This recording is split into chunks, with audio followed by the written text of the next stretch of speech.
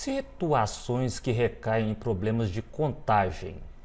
Bom, vamos aqui um seguinte problema que envolve contagem, ver qual é o número de eventos que pode ocorrer para determinado problema. Bom, o problema é o seguinte: Paulo almoça em um restaurante que oferece refeições a um preço fixo, com direito a uma entrada, um prato principal e uma fruta. O restaurante oferece duas opções de entrada, sopa ou salada, três opções de prato principal, carne, massa ou legumes, e duas opções de fruta, pera ou banana. Quantas refeições diferentes Paulo pode montar?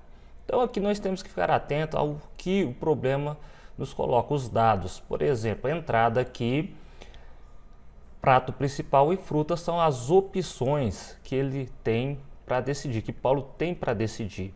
E levando em conta que a entrada são duas opções, são duas decisões a ser tomadas de escolha, sopa ou salada, três opções para o prato principal, carne, massa ou legumes, e duas opções de fruta, pera ou banana.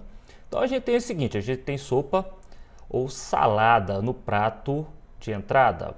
Para o prato principal a gente tem a possibilidade de carne, massa ou legumes, e duas opções de fruta, pera ou banana. Então a gente pode fazer aqui o seguinte: a gente pode fazer uma árvore de possibilidades. Então o Paulo pode fazer a seguinte escolha: sopa ou salada. E depois da sopa ele pode escolher entre os pratos principais, que é carne, massa ou legumes. Feita a escolha do prato principal, ele tem que escolher a sobremesa, que pode ser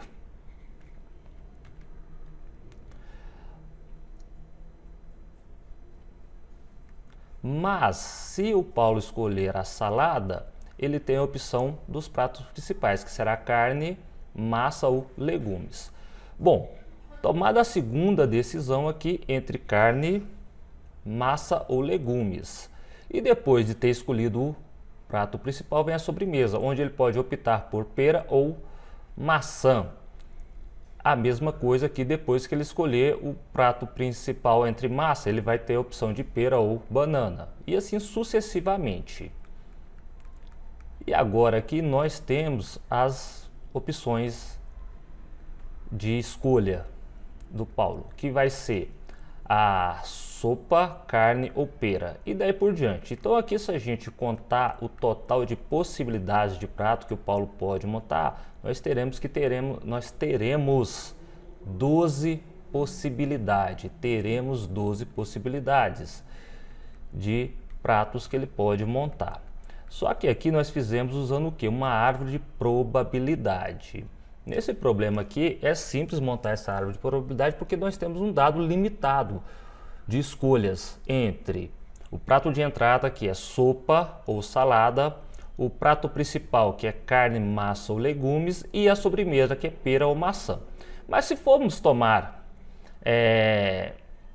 por outro caminho, um outro método para fazer a contagem, a gente pode utilizar a seguinte técnica.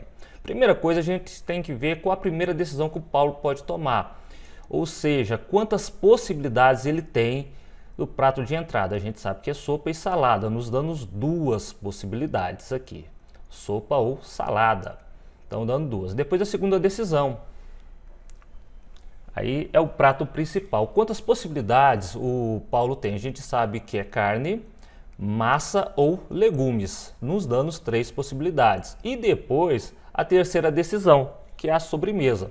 E nós sabemos que são duas possibilidades, pera ou maçã, nos dando então duas possibilidades aqui.